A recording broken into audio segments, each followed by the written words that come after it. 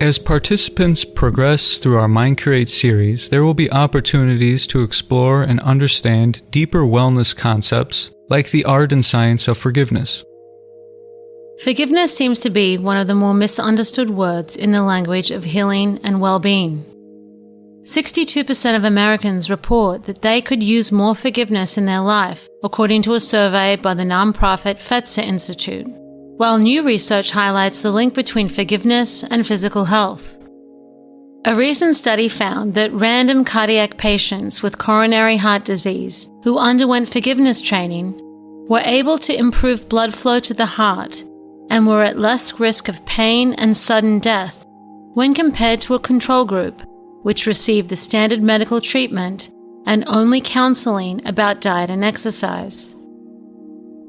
Just as we have neurobiological responses for reducing physical pain, forgiveness leads to the suppression of moral pain, as evidenced by fMRI experiments that have guided subjects through fictional scenarios in which they were wronged and then forgave. In 2013, Emiliano Riccardi and colleagues identified differences in the brain between holding a grudge and forgiving. Activation in the anterior cingulate cortex in the latter condition functioned as a bridge between the perception and relief from moral distress. But why is forgiveness so challenging for so many people?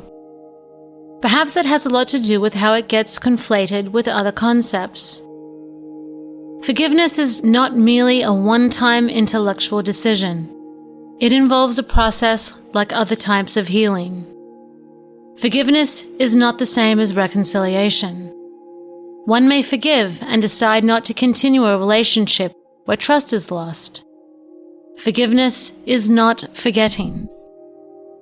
There is an old adage: the immature neither forgive nor forget. The naive forgive and forget. The wise forgive but do not forget.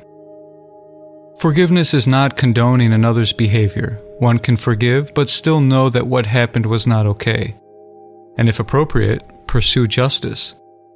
Forgiveness is not weakness because it requires emotional strength and maturity. Some say they would forgive, but only those who deserve it. Forgiveness is not for the other person, it is for the forgiver.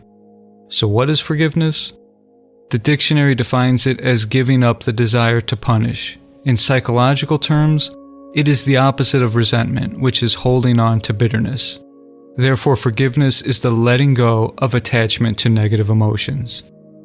This reminds me of when Lily Tomlin said, "Forgiveness is giving up all hope for a better past." And that is the real gift of forgiveness, the unbinding of ourselves to a previous moment and no longer looking for peace in the place where we think we lost it.